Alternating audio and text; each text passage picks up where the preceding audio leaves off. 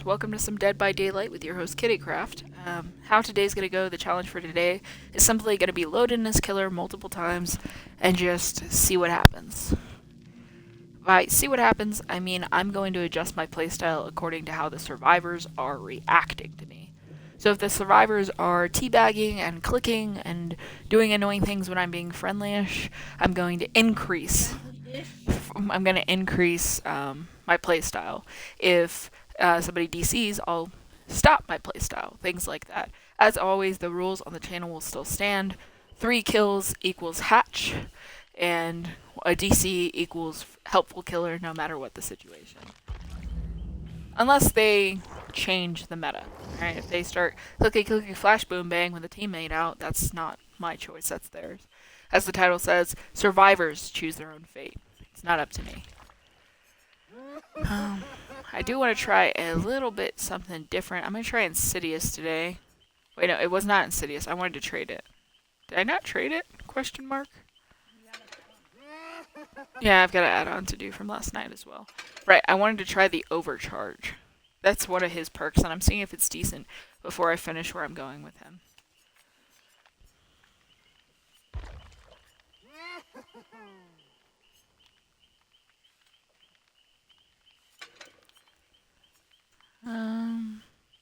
I'd rather have that one. Okay. I'm even lessening the Dark Mist for everybody, so I'm not sure that that's the worst thing I could be doing.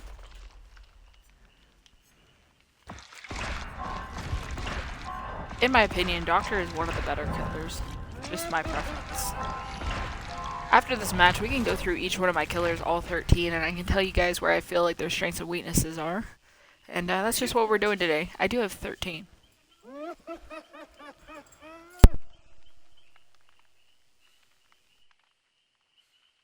It's okay, crafters.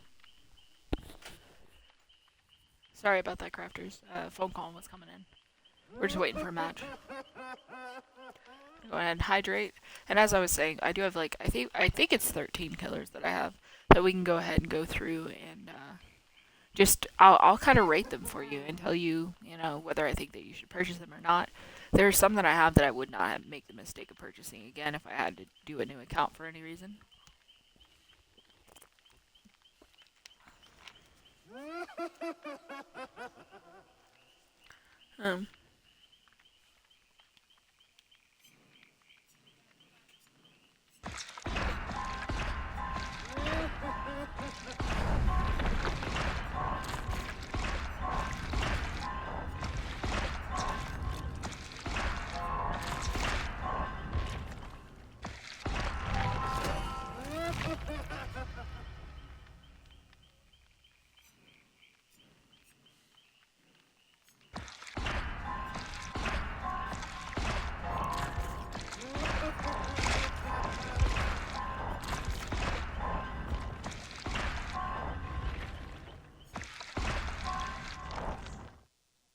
There we go. Match is popping, crafters. Let's see what we got. We got a Bill and a Michaela, both tier 1. We got a Detective Tap, no tier, and a tier 7 Meg. I agree to these terms of service. Let's go. I'm gonna go ahead and keep playing with my Blood Web while I wait. Hopefully it's pretty quick. Grab that Mori. What's that? Lethal Pursuer? Yeah, let's get that up.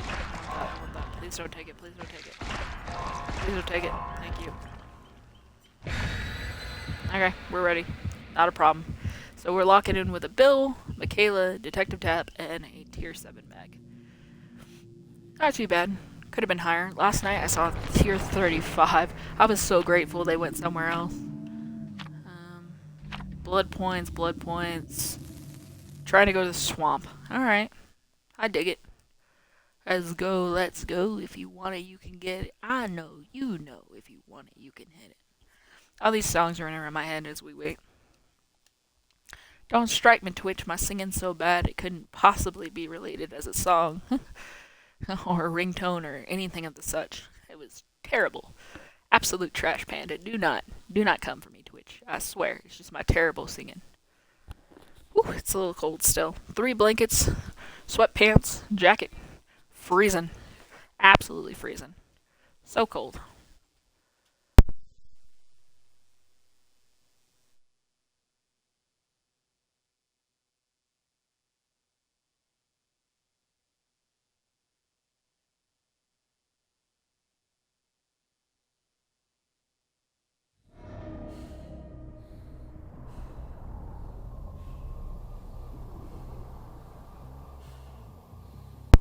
Alright, crafters, let's go. The fruit plate, the one with the fruit on it. Oh. You couldn't have gotten like grapes or blackberry or anything other than... Yes? I don't eat cantaloupe, but your grandma will let me have some. Even when it's not, she never finishes it all, so I usually get some. Hi Tap, how you doing, buddy? I didn't even hit you. Why are you running like that? I missed on purpose. Where are we going? Come on, little run. When management eats pecans and she can't even get it out. Hey, where are we going, buddy? Where are we going? We're going for like a walk, huh? Walk in the park? A little slap in the back?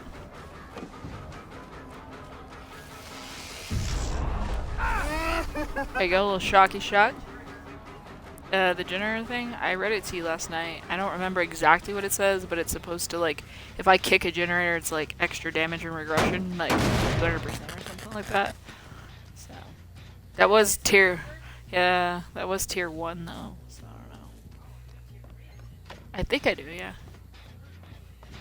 Oh. Regress that properly, thank you. Did you seriously go in this locker, bro? Oh, no, you just jumped over. Hi, Michaela. How you doing today? You doing good? You don't look like you're doing good. I mean, you're holding your side and screaming, so I'm not sure that's quote-unquote doing well. No gens popping yet. They've tried a couple of things, but I imagine they'll get it soon. Hi, Michaela. I know you're around here somewhere. Just gotta throw down a shock therapy, see if I can move anybody out. Nah, she dipped back this way. Michaela's taking me for a walk. I don't want to go for a walk. I want to go this way. It's not a chase when like it's all around and moseying around. It's like, this is not SeaWorld, man. This is a trial. Can we focus up? I need to focus up. So that's basement. Okay. I'm not so familiar with the swamps.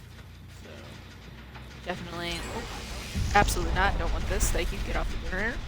They got 1 gen. Nice. But now I'm gonna super regress that one, or at least that's how I think the perk is supposed to work. It's like once I damage it, it applies the overcharge perk to it. Hello? Oh, now we have 2 gens done. You guys are pretty good about this. Now I tranquilized a bunch of people with my Zapparoni. Tappy Poo. You really hiding from me? Aw, how about you lay down? Take a nap. Take a load off, bud. Come on. Let's go relax. We're gonna go up these stairs right here. We're gonna go relax, alright? I'm gonna let you hang out with me. It's gonna be fine. Ah, I don't wanna go off. Bloop. Bloop the schnoot. There you go. You go up there, take a break, Tap. You've been running hard and long. I mean, you had to deal with Jigsaw and everything else, my bruh. So we really should worry about that a little less. Go ahead and tap that little generator for you. Give you a little tappy tap. Meg's still vibing. She's still staticky. Hello? Oh, somebody went for tap. I swear I saw somebody running over here. I'm just gonna lay down a nice shock therapy in this back corner. Didn't think so, but just wanted to confirm.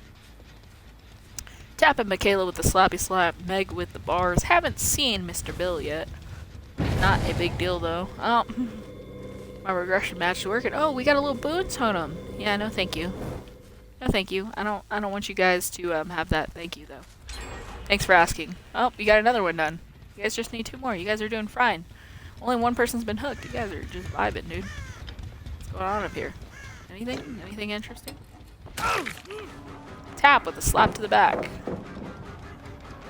Felt like a video game sponsor. Oh, I hit a Meg too. They must have healed up here. Throw a little pallet. Let me just get rid of that. We don't like that. That's not the cake. I'm just vibing, guys. I'm not even trying that hard. I could be chasing a lot harder, but I'm just honestly just relaxing. Taking a load off. Enjoying. I don't think they're enjoying it, though. I mean, I wouldn't like to go up against my build. Personal preference and all.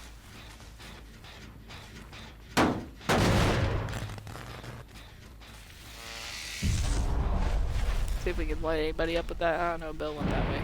Finally saw the bill at least. We're going for the 4 gen, I guess. There you go. Just kick that one. Put regression on all of those. No thank you. Healing's not happening, ma'am. Where is that dang boon? I hear a new one. Y'all in the dang healing circle of friends, man. Where are you crawling to? I cannot find you. Well, you know, man, if I can't find you, I'm gonna just have to leave you and I'm gonna go look for the boon instead. I don't know where you went. No boon. Thank you. Have a nice day. I'll just leave you slugged out then. They'll find you. Not trying to be salty, just I can't see her in the grass. I'm not gonna spend 11 years looking in the grass.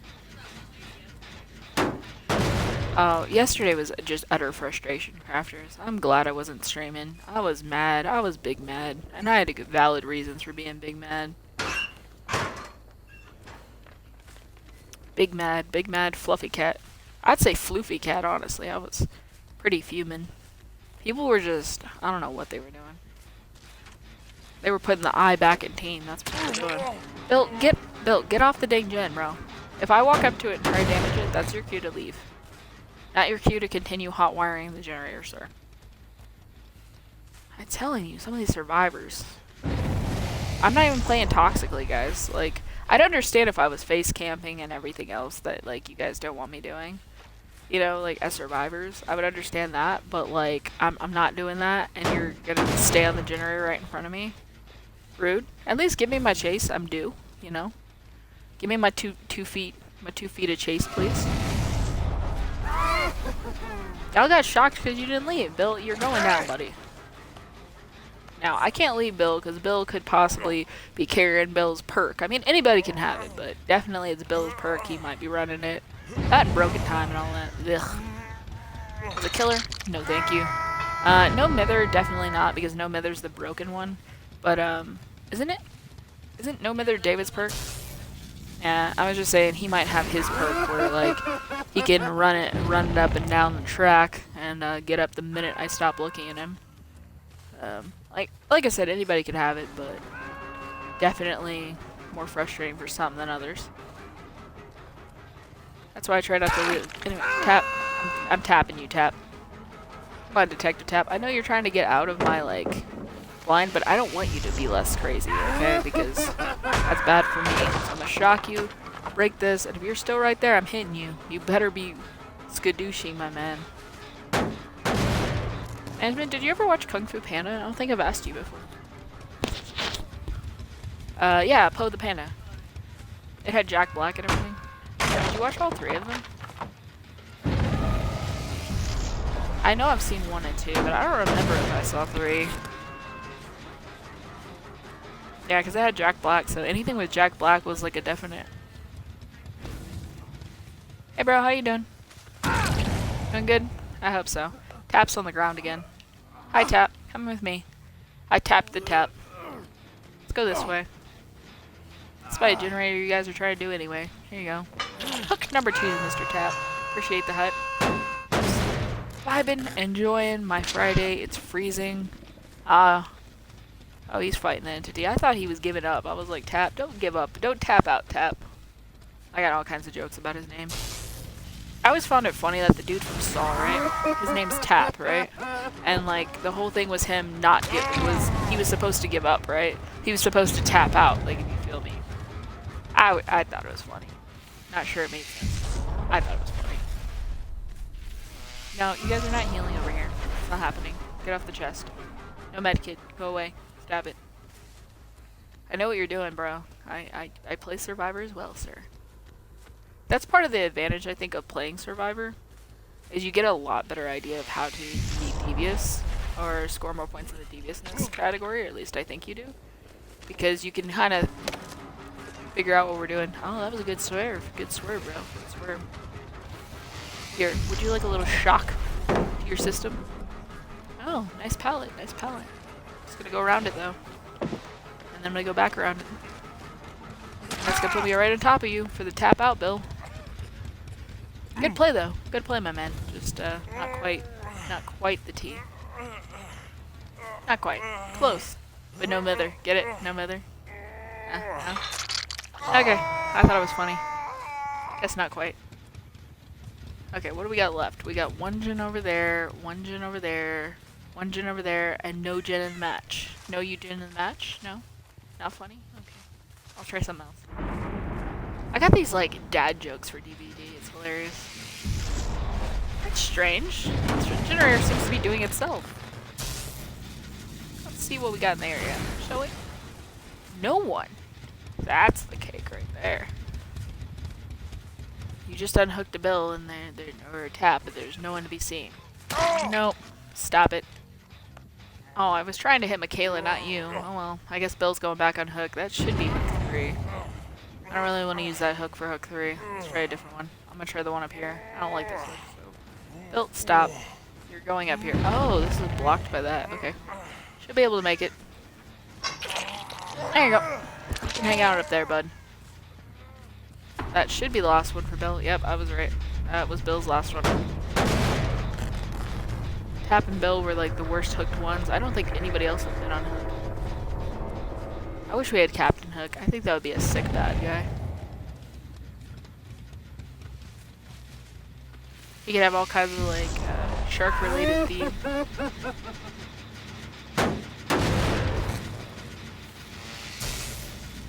Switch to Static Blast and find some survivors.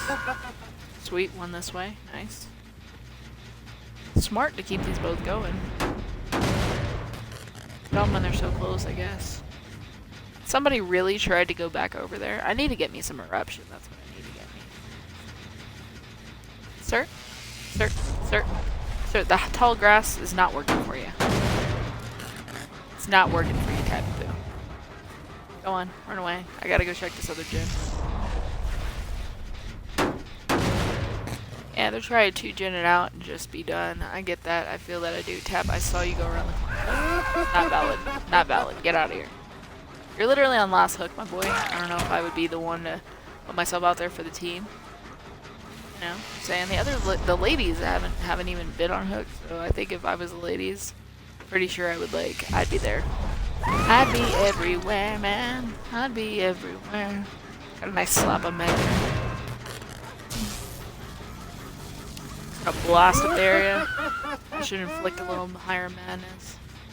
Keep it moving, crafters. Always keep it moving. Even if they get that 3rd gen over there, I'm really not that concerned, because I can 2-gen this all day long. Really, you're playing around basement? Like, what do you think you're doing? Oh, you threw that pallet? That was a waste of God pellet, man. And yes, they did pull the other. Oh, Light Me? Light Me ends up with you in the basement, bud. That's where Lightborn triggers and kicks in. Tier 2 Lightborn, buddy. Not playing with that. Not photosensitive or anything, but I don't like the flashlights in my eyes. I don't think anyone does. There you go. You're going on basement hook. Somebody's gonna have to go get you out of there, bud. That's still sparking. They haven't tried that again. Just gonna keep circling the cabin. There is a further option over there that I probably should check on. Yep. Yep. They were here, but they left.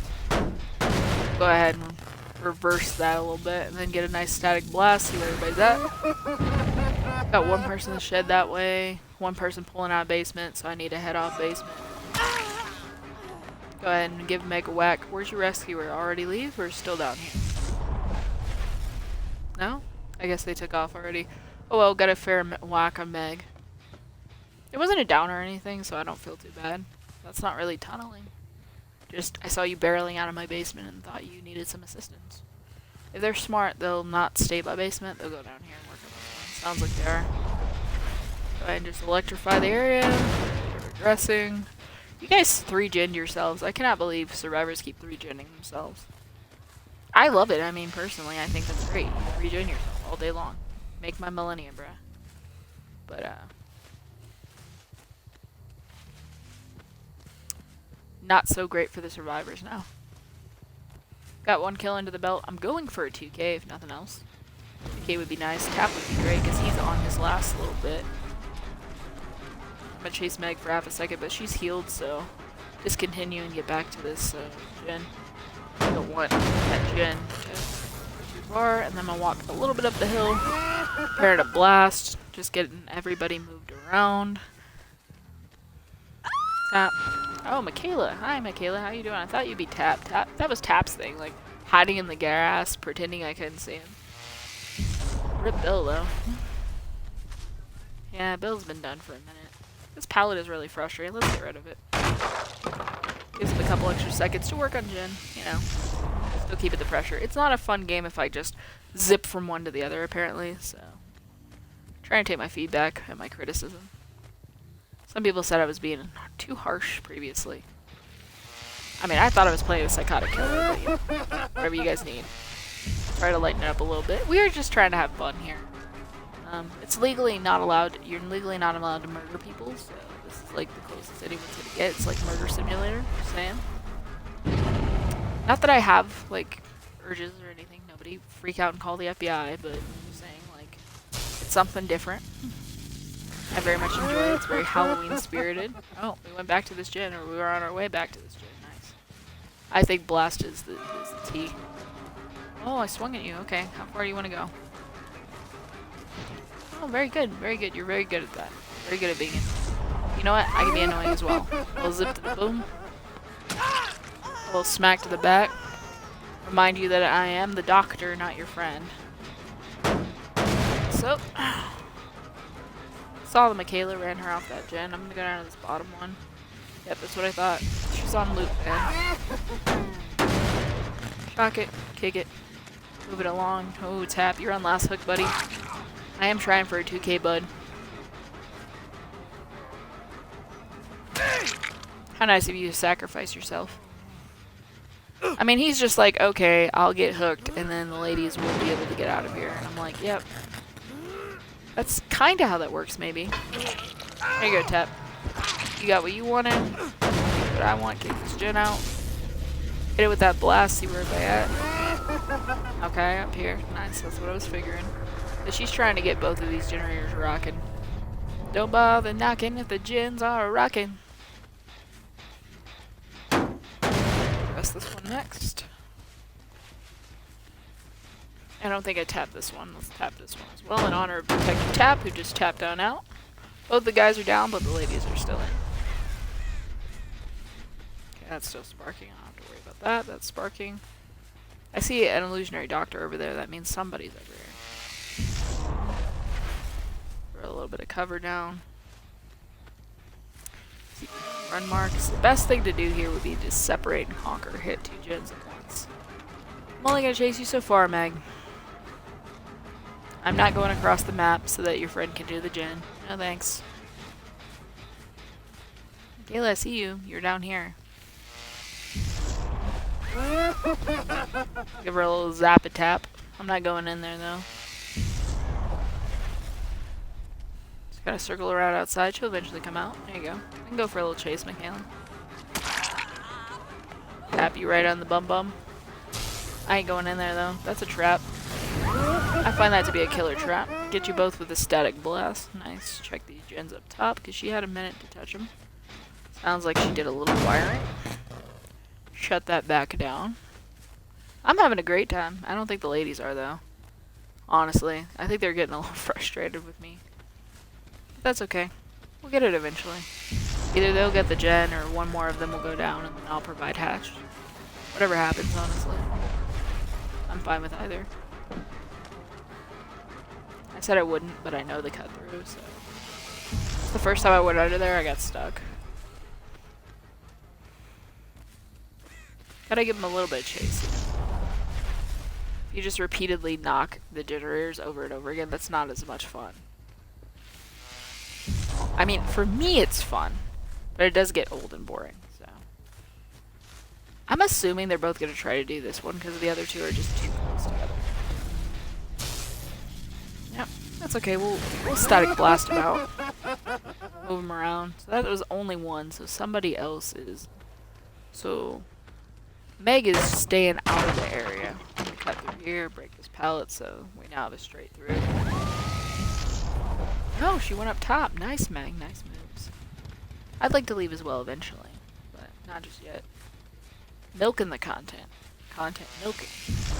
That's what we're doing. Press this gen for you. There you go, buddy. I think that the perk only works once per generator, but it's all good. Regular regression works too. Did you seriously just go back there the minute I went back there? I turned around for 2 seconds. Okay, so she's hiding somewhere nearby. Close enough to be shocked. To the left. Tall grass again. telling you guys, all grass does not pay. Gonna get a tap on her, put her into injure, and then let her go. I got other gens I gotta check on. Almost got static blast back. There you go. Stay at about here. It should shock all 3 gens. So nobody's in this area. We'll go down and check down here. Ooh, we got this pretty 4 rocket. Nice. Just tap that right on out for you, Miss Michaela. I know it was you.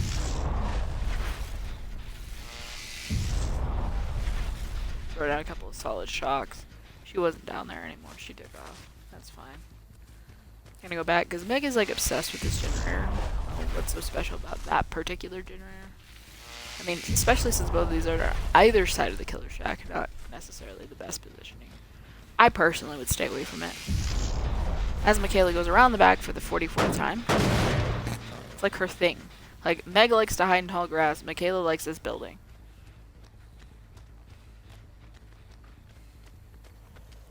Michaela! It's becoming less and less funny by the minute you looping this building, by the way.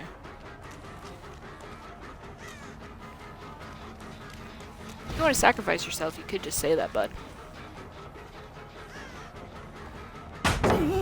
Oh, nice palading. But,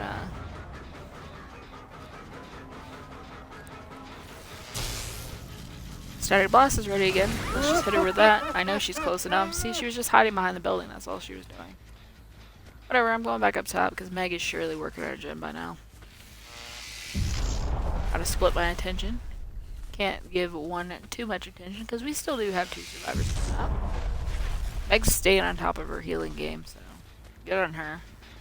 Michaela, you knew I was coming back, dude. We're going at a circle. I circle, you circle, we all circle. Boop ba doo ba doo boop boo doo.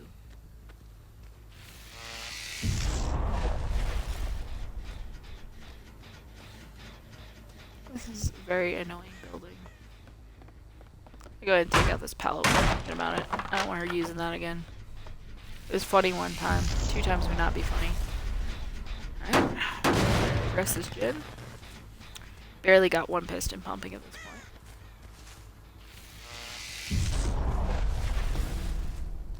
Nothing.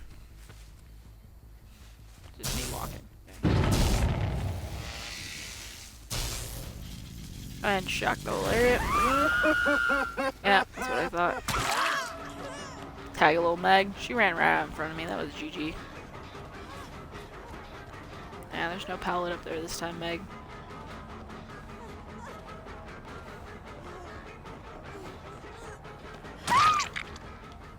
Got you down, Meg. Bummer for you.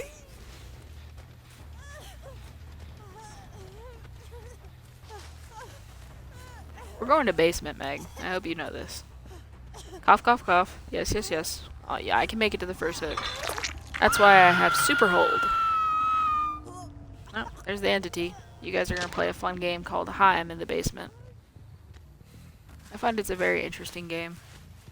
Now the question is, do you think Michaela will go to the basement and try to save the Meg?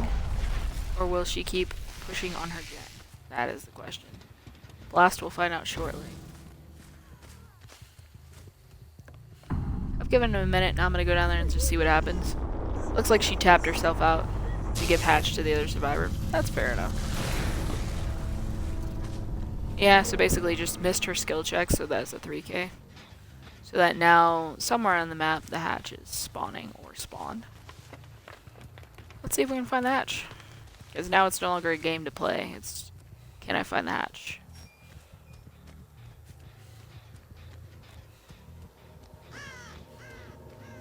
I think I hear it, I think I hear it, I think I hear it. I do. Boom, done. Doors are open. And I will honor the releasing her from this place. It's just she's gonna have to get to and open one of the doors before I find her. That's how it is. She played well.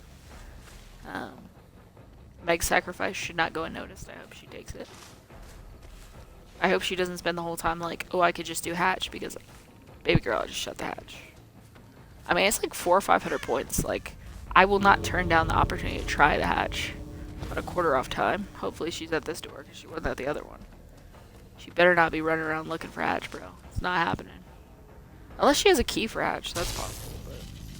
Hello? Okay, so she is by door. Okay, that's fine. Just want to know where you were. Hi, hello, are you gonna open this door, or like, were you staying here for all eternity? Like, what's going on?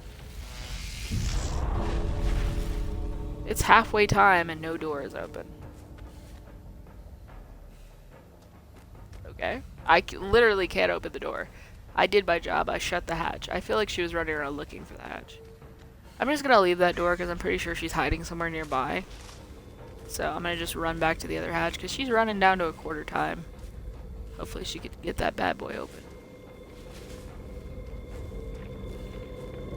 Oh, here's one of her totems. I can stuff that out. That's a quick 500. Oh, that's max. Nice. Hello? Are you gonna leave? I mean, stay here for the 4K if you want to, bruh. But there we go. Survivor left. I got Ruthless Killer. GG, bro. GG. I think Meg was the real MVP. I put her on hook, and she made the choice to let somebody out. Somebody, anybody, everybody. Hey, Brutality 10,000. Deviousness 10,000. Hunter 10,000. Sacrifice 5,800. Not a bad run, if I do say so myself. 35k blood points. Let's see how everybody else did. Bill got 10, Detective Tap got 19, Meg got 25 even with the early tapping out, and Michaela got a sweet 35 as well. 30 minutes for that one match, guys. Not bad. There was a little pre-time, but not enough pre-time to really look at it. Also, I finished my generator damaging, so 30k blood points for that. Just running through the compendium, getting some extra stuff. Hook 5 survivors in the basement, sure, why not? Just trying to get some extra stuff out of the compendium while I'm working. And then we'll finish this page for him. We are trying to get him all up. That will put him on Blood Web 45, 5 webs away from the tier. I found his perk to be kind of useful, but also niche. So let's go ahead. As promised, we're going to run through my killers. I'm just going to give them each a rating. First, we got Trapper Daddy, exactly. How I'm going to score them, let's see. I think I'm going to give them 3 scores. The first score is going to be based on how easy it is for survivors to find me. Like, how much does Trapper stand out in the match? Some of these people stand out pretty vibrantly. The second score will be how easy it is for me to use my power. And the third score will be based on my melee. How easy is it for me to combine my melee and my power and actually get downs or be successful with the character? So, again, I'm running it down. 1 is kind of like how much I feel like I stand out in each trial, because I think that plays an important role. If they can't see me coming as well, that's part of why we're now tier 1 silver. Yay, went up. Yeah, 1. Yeah, we were on 2 yesterday.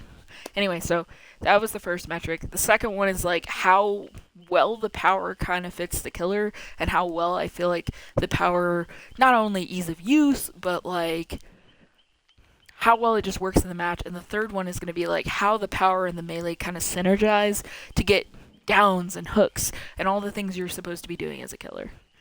Management, you feel free to jump in here if you feel like I'm going off route. So we're going to start with Daddy Trapper. There's a few daddies and mommies in here, but Daddy Trapper, he's a tier 1. I tier 1 him for agitation. That was the perk I took off of him. I suppose, just to be fair, I have to at least run what perks they come with. He comes with Unnerving Presence, Brutal Strength, and Agitation. I tier 1 him for Agitation, which just makes you transport bodies faster and more accurately. It's right over here. Tier 3 Agitation increases your movement speed while transporting bodies by 18%. While transporting a body, your terror radius is increased by 12 meters. So, pretty sweet loadout there. I think the rest are not his perks. Yep, the rest are not his perks. That's the only one of his perks I'm actively using. I'm pretty sure I run that on most of my killers, to be honest. just because once you get a survivor in your shoulder, that perk really helps. So I guess I'll add a fourth category is if I use any of their perks, how much that perk kind of influences the killer. I think. So, step one, Trapper. How often do I think they see me coming? I think the answer is he's a tall boy, so if it's a height thing, I think that he doesn't have any value there. But that his main suit is pretty dark. It's like a dark blue or dark black. And the mask that I've combined it with is pretty dark, and his weapon's pretty dark. So I would say my Trapper doesn't stand out that much, in my opinion. He's a pretty dark guy, unless you're talking about the fact that he is a tall man with wide shoulders. Um, I think we're gonna go S through F just because that's kind of the meta kind of standard.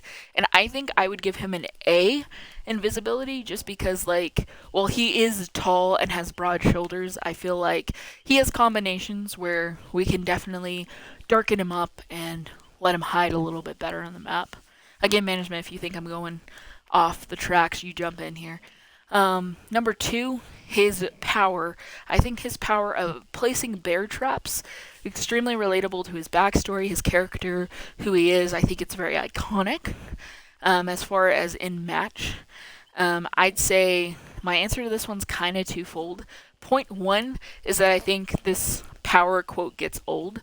And people who have played a long time in Dead by Daylight, as he was the first killer, have learned a lot of excellent counters to the Trapper's power.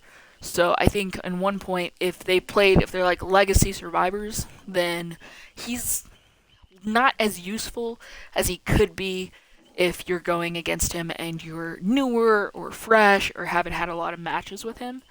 Just because when in the beginning he was the only killer, so a lot of people had a lot of matches with him until somebody else came out.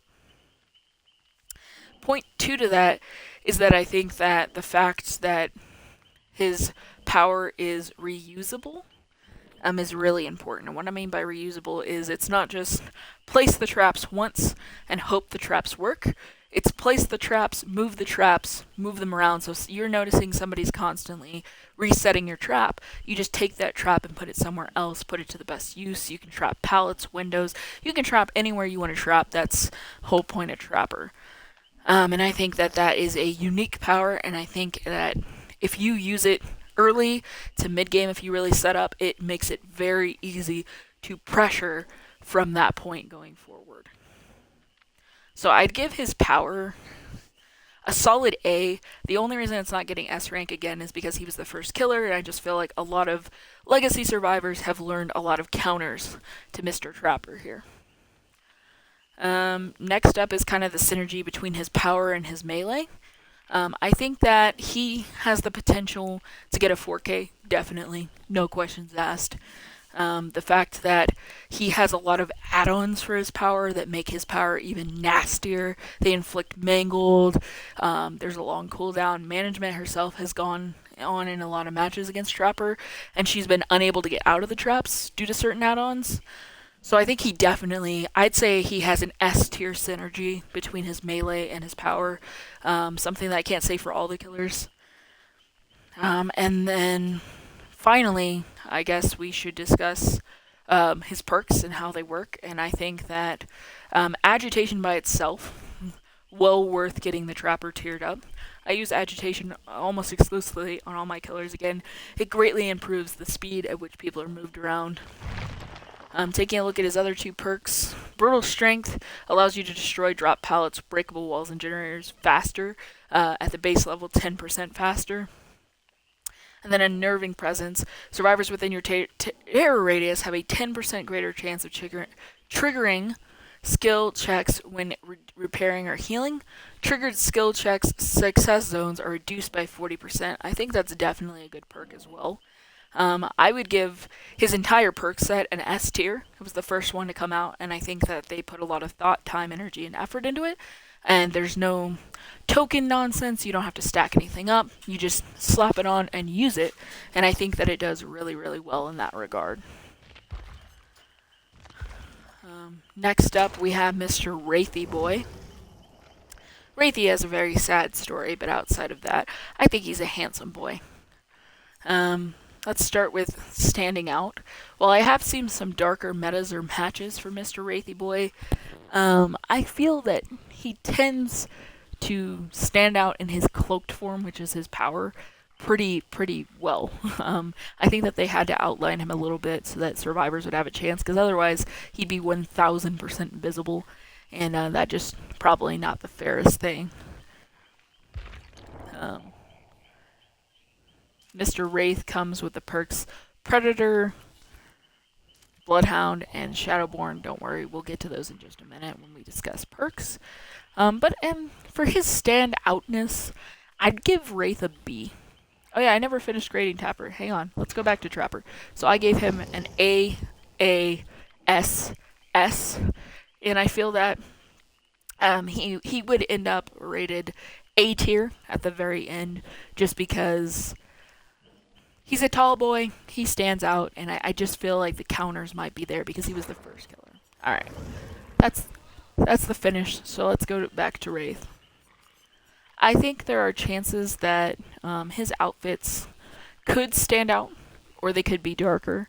I've tried to put him in some darker appearing clothing. I've tried my best to mask him up as best as I can, not have him be too bright. But I think that depending on what outfit you have with any killer, he could be very standing out. His bottom half is very slim, very tiny. He does have wide shoulders, and again, is a tall boy.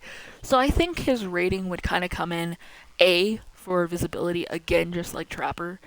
For the next category, his power, he has the Wailing Bell, which we can take a look at in one of these. I think it's his loadout. Here we go. The Wailing Bell. While cloaked, the Wraith is granted increased movement speed, near total invisibility, and the undetectable status effect. The Wraith may not attack while cloaked, but it can interact with environmental objects. Exposure to bright light forces the Wraith to automatically uncloak. So, I honestly would put his power, for me personally, the speed boost and near total invisibility. It's the fact that it's near total for me that puts his power kind of towards the bottom. Now, admittedly, you do get the undetectable status without any perks or add-ons, but I just feel like being an invisible boy that's not completely invisible isn't really a power, and the speed boost that comes with it is not great enough to move it out of the D category for me, so we're going to go with his power is at D. Next up is his synergy between his power and his melee, how effective I think it is. And for me, I feel that the Wraith falls into the M1 category only. Like, he's mainly like a melee boy. I know a lot of people love his power. For me, I don't like it as much, so I put him in the M1 killer category.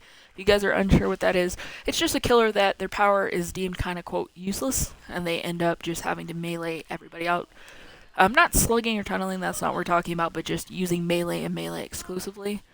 So I would say that he has extremely poor synergy with his power and his melee, leading to, again, probably a C for his synergy portion. And then for his last portion, his perks, let's take a look at them. I'm not as familiar with him, I haven't tiered him up. So he is Predator, scratch marks left by survivors will spawn slightly closer together. Not really feeling that one. With all the perks that we have in the game from all the different killers, I feel like that's kind of useless-ish. Bloodhound, fresh blood marks are considerably more discernible than normal and can be tracked for 2 seconds longer than normal. I imagine if you perk that up some, that might be useful, maybe. And Shadowborn, your field of view is 9 degrees wider than normal, does not stack with other FOV increases. I'd have to give his perks on total probably, again, honestly, a D or an F. We'll go D just to be a little nicer to Wraithy Boy. He's had a hard life. So,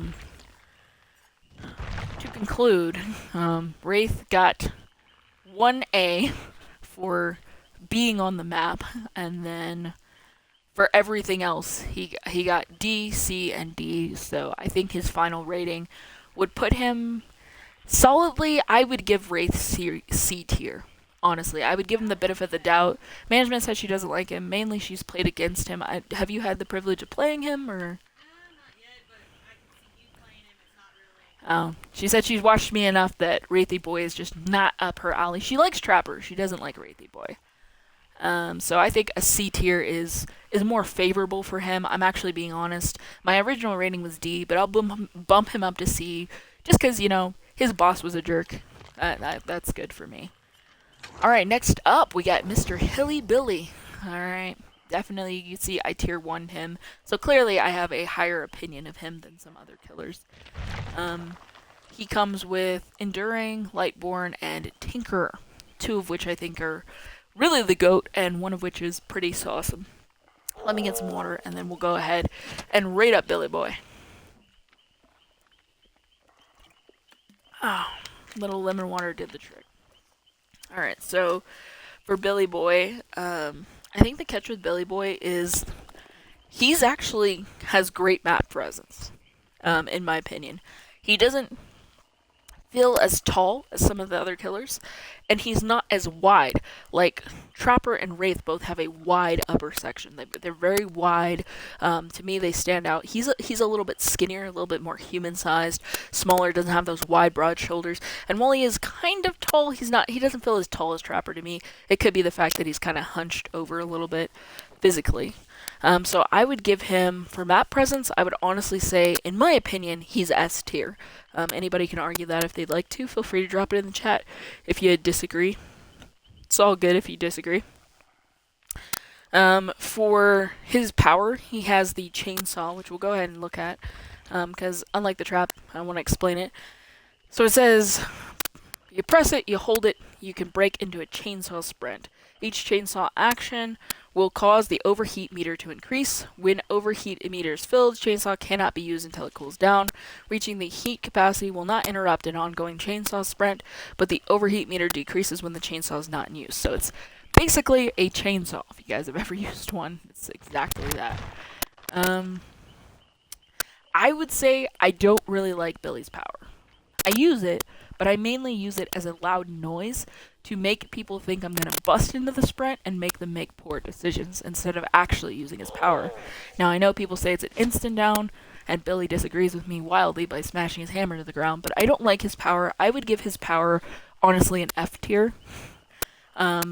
Here's why, 2 reasons. There's 2 chainsaw killers, Hillbilly and Bubba, and I just feel like Bubba's power with the chainsaw is cooler and has more a magnitude of uses, whereas Mr. Billy just runs in a straightish line with less control than I would like, and goes crazy with it.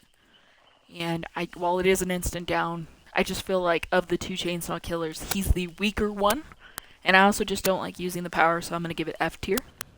Sorry to give you an S and then an F, buddy, Billy. Yep, we're getting to that. His synergy between his power and his melee and how often I feel like he can use that effectively, I feel like the answer is if you're good with Billy, you would give it an S. Me not being very good at steering his power or being very comfortable with it, I'd give him a C. I think his power has uses, definitely, but I don't feel like it has the GOAT kind of synergy that we're looking for in power and melee for like ultra downs. Now, don't get me wrong, I can get a 4K with Billy just as fine, but I end up meleeing a lot more than I use his power, which to me makes his power not as useful as other killers. Definitely Trapper has a power that I use often, whereas Billy, I almost never use it, and in fact, I only use it for intimidation. I know, Billy. I know, you're still my sweetie pie. And lastly, bringing up his perks. This is where I think Billy does shine. He has Enduring, which means that you reduce the duration of pallet stuns by 40% with no effect while carrying a survivor. I take that to mean that like Enduring doesn't work if you're carrying a survivor, and you're 40% less likely to be stunned by pallet. I don't personally use it, but I think that as its time, energy, and place. Lightborn means that flashlights no longer have any use. And then Tinker, when a generator is 70% progress, it gives you a loud noise notification, and you enter undetectable for the next 12 seconds. It can only be triggered once per generator. Of the 3, I think that he has some S tier perks or S tier potential perks. Lightborn makes it to where flashlight saves are not happening, which I run Lightborn on all of my killers, making it S tier for me. I use Tinker on and off for my killers, depending on what kind of mood I'm in. Like if I really want to know where survivors are, Tinker is extremely useful because as they progress the generator, it's going to tell you what's going on. And then Enduring, I don't use, but I could see potential for. So again, S tier. So he's gotten S, then C, then S. And finally, my dear boy Billy, we have to talk about your overall. All right, we gave you S tier for standing out. We gave you, a lot of S's. You got 3 S's in fact, and I think that is where we can say that Billy really is. Despite his C tier for his actual power, I feel like Billy has no problem dropping survivors out, destroying survivors, getting 4K. So I'm gonna put Billy up there in S tier. Feel free to argue on chat if you disagree with me, but that's just my opinion. The last one in the first row, Miss Nurse. Gotta get some more lemon water before we talk about Miss Nurse. Sally, Sally, Sally. Alright. It's gonna be a rough one. Nurse mains are gonna hate me, but I think it has to be said. It's my opinion anyway. Standing out on the map, I think it depends how you run Nurse. If you run her with her typical hacky sack head, I think that stands out a little bit more than, like, say, the gas mask I have on her. Again, I've tried to darken Nurse up as much as possible. I think I've done a pretty decent job to making her not stand out. She's one of the smaller killers I have, so on the smaller side, both physical framed and shortness. She's not as tall as Billy or as tall as Trapper. So I feel like we're going to give her an A for that. Actually, you know what? We'll give her S. We'll give her S for that. Because that would be kind of rough on the rest of it. So we'll give her 1S for sure. In her loadout, you can see her power is called Spencer's Last Breath. I'm pretty sure Spencer was her husband. A powerful and violent last breath snatched from Crotus Pren Asylum Warden. Oh, the Warden. I thought it was her husband. Okay. A powerful and violent last breath snatched from Crotus Pren Asylum Warden Patrick Spencer, channeling its energy, the nurse, to pierce and jump through the spirit world and blink multiple times in a row. Doing so leaves her in a state of fatigue, grants the blink, and grants 1 additional chain blink, so for 2 blinky poos. We're not going to talk about add-ons or anything. We're just going to talk about her power. Personally, hate the power. I think I would like the power more if there was not exhaustion, but I understand why the developers decided that there needed to be some kind of exhaustion, because even a chain blink of 2 with no exhaustion would make the nurse be able to ready up and pretty much just go absolutely hacky sack wild on survivors. I just personally don't like the blink. I think that it's a terrible feature, and I think we could have given her like maybe a more nurse power. Some options that I would be willing to provide just briefly are maybe when she's close to you, healing items work opposite. So instead of healing you, it actually takes some of your health, because she's a nurse and she would understand how to kind of tinker with those things. Or I would have liked to see maybe like a poisonous syringe that she could like inject people with. I think those would both be very good options for somebody called Nurse who has a background in nursing. Just personal opinion. I just hate the blink power, think it's worthless, and she gets added into my M1 killer list, even though I think she's pretty cool as a killer. And can definitely scare people pretty good. So we've got an S, and then for power, I'm gonna have to give you an F. All right, we're going S to F again. For melee and synergy, it's kind of hard to give her a high synergy score with the fact that we're seeing how well power blends with downs. The truth is, I barely use her power in matches. I mostly M1 her, so I would say that again, it's probably, I'll give her a D just to lighten up on her a little bit. She did lose her husband, so let's not completely just murk her into the floor. So we got S, F, D on the board, and then we got to talk about her perks. Let's go take a look at those real fast. Miss Nurse's personal perks are Strider. Breathing of survivors in pain is 25% louder, and regular breathing is 0% louder. Thanophobia. For each injured, dying, or hooked survivor, all survivors receive a 1% penalty to repair, sabotage, and totem cleansing speeds. If there are 4 injured, dying, or hooked survivors, there is an additional 12% penalty to repair, sabotage, and totem cleansing speeds. And then finally, her last perk, a Nurse's Calling. Unlocks potential in one's aura reading. The auras of survivors who are healing or being healed are revealed to you when they are in a 20-meter range. That is the only reason the Nurse's Calling is going to be what I try to tier her up for.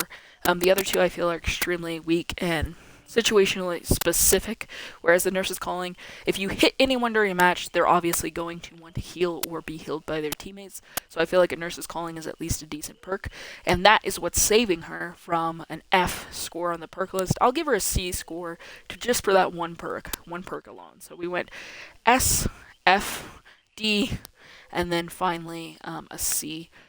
All around, I would put Nurse in the D category for me. She's not like a bottom tier F killer, but she's not a killer that I enjoy using. I use her just to bring her out of the shop. She's one of my killers. Might as well give her a match or two. Throw the Nurse a trial here and there just to be nice, but not really somebody I'm going out of my way to use. In fact, if management wants to challenge me, she often picks Hag or Nurse because she knows that I feel about the same for both of them. She's laughing because she knows it's true. Alright, next up, we just mentioned her, Miss Hag. Let me get some more water and then we'll continue our conversation. Hope you all are doing well.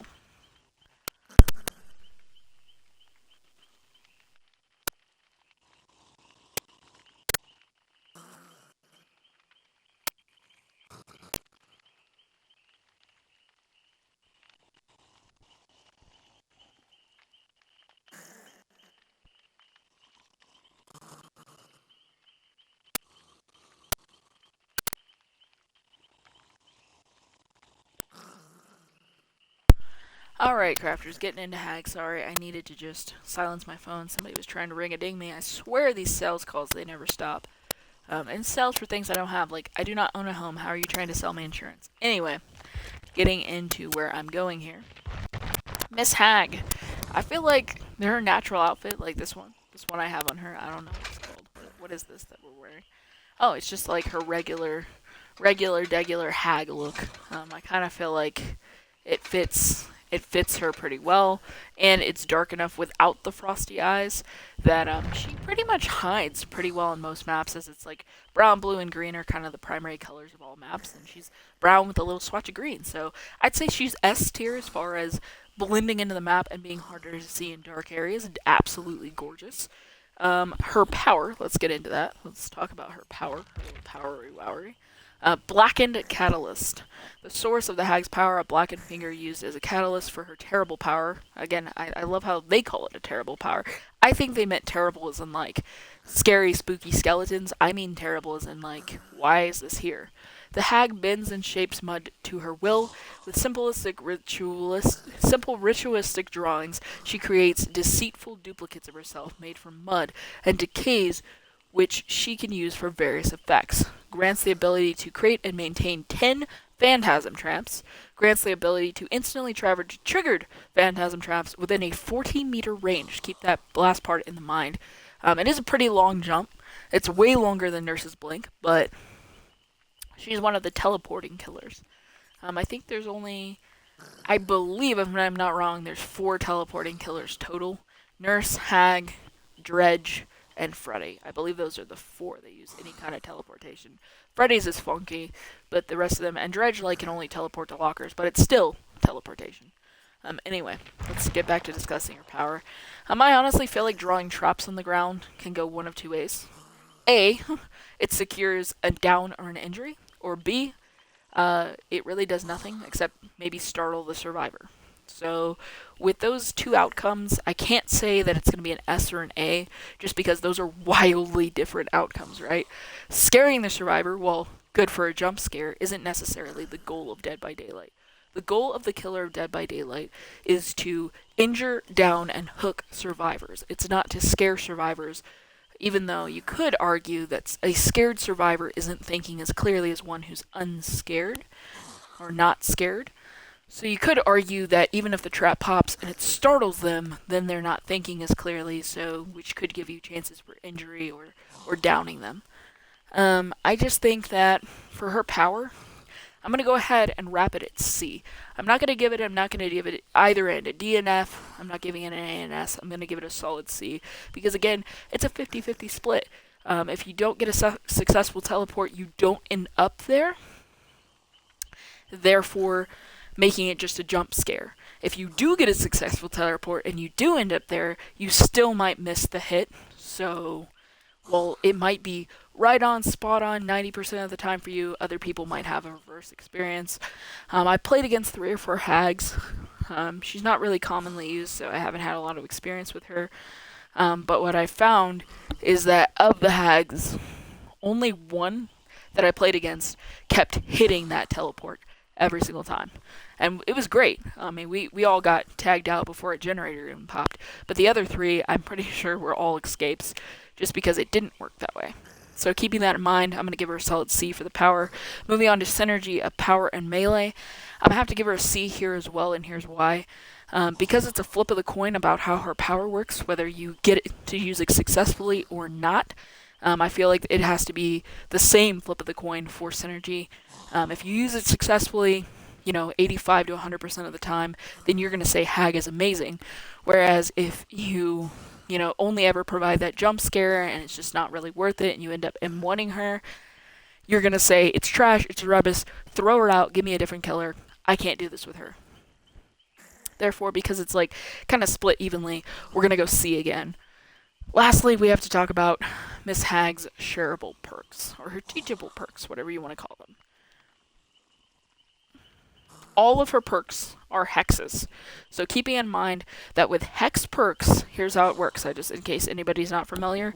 A hex perk has an active totem on the map. And if that totem gets removed, then you need like an additional perk or add-on that allows you to reactivate it.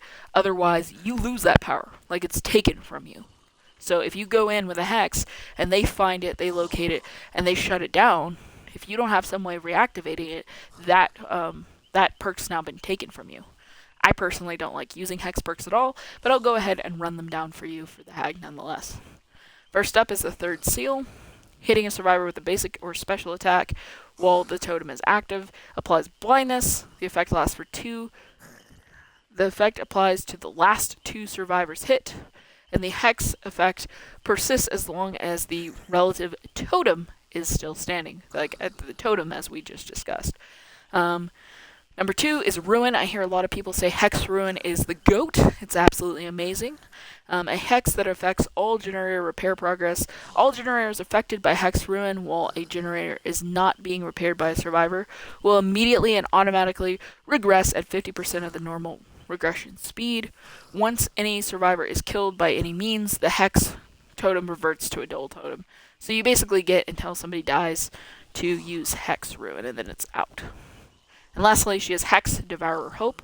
A hex rooting its power on hope. The false hope of survivors ignites your hunger. When a survivor is rescued from a hook at least 24 meters away, Devourer Hope receives a token. At 2 tokens, you gain a 3% haste status effect, which makes you a little faster. 10 seconds after hooking a survivor for a duration of 10 seconds. 3 tokens, survivors suffer from the exposed status, and at 5 tokens, grants the ability to kill survivors by your hand. A lot of people like Devouring Hope because it allows you to, at 5 tokens, make the kill. The hex only persists as long as the related hex totem is standing, so you need to protect that hex totem at all costs. Exposed survivors will be downed by basic attacks even if uninjured, and haste increases the killer's movement speed in case those terms tripped you up. I do not use hexes at all because I don't like having to protect totems on top of generators and hitting people and hooking everyone and playing all these mind games. It's just like one next step that I'm not willing to take, but a lot of people say Devour Hope is the GOAT. It's the GOAT sauce, and you should get Hag up just to get access to this hex. As you can see, she's only a 15. I've barely committed to Miss Hag here, as I really don't like using her. With that said, I feel like she has 2 very powerful hexes. If you're willing to use hexes, I'm personally not, and since it's my score, I'll be fair and give her a B on this last one, just to kind of help her out a little bit. It's more my personal choice than the benefit that you would get from hexes. I could see where there could be a very powerful benefit. With her score SCCB, I feel like we're just going to leave her at a C. Despite I gave her S for blending in, we're just not even going to count that. And the B, I don't feel like outweighs her 2 main points, which are the fact that it could go one of 2 ways. She's literally a coin flip, whether you have a good match or a bad match. So C tier for her. unless you disagree, management. I think I made my case rather well, though. Okay, deep breath as we go on to the rest of the next row. Daddy Doctor. Anyone with Daddy in front, you know that I'm enjoying this. I'm about 5 webs away from getting Mr. Doctor all the way up to get one of his perks, so he was actually the first killer that I started using before Trapper. I found the love for Trapper after the Doctor. I really like the information that comes from the Doctor's power, but we'll get there. Let me get some drink, then we'll talk about the Doctor, Mr. Herman Carter. Alright. That lemon water burns all the way down because my throat is super sore from the winter weather, but it's a good burn if you guys know what I mean. Alright. Dr. Carter, let's talk about you, shall we? I think that it depends what outfit you put him in. I've currently got him in a black outfit with like a blue weapon. I do my best to make Dr. Carter stand out the minimum I can, but he is a rather tall man and kind of a little girthy. He's kind of a thick man, very thick. I would say that you get an A for how well you blend in, even regardless of outfit. I mean, the man has eyes that don't shut, and he kind of sparks quite a bit, so I'd say he can't be S tier, but he'll be A tier as far as how well he blends in. His power, I'm pretty sure, is called Carter's Spark, but we'll verify. His power, yep, Carter's Spark. As you can see, it's a novel to read about it. I'm just basically going to summarize. You have 2 parts to it. You have the bottom portion, Shock Therapy, and then you have a Static Blast. Shock Therapy is a powerful, spammy, clickable ability, similar to like how the flashlight could be clicked. This could be clicked.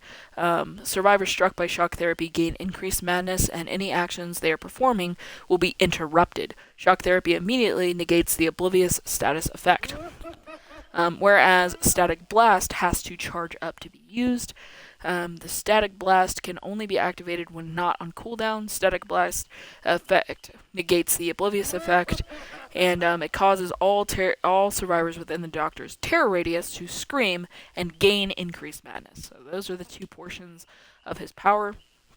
I think his power has great information ability because if you hit either one of the zones, that means you're close to the Doctor, cueing him into a chase, possibly a down. Depending how madness you are, when you're at full madness, you have to snap out of the madness, which makes you have to scrunch down and really try to get out of it, which gives Dr. Carter a lot of ways to mess with you and inflict pain and chaos. Also, illusions of the Doctor pop up as your madness tier goes up.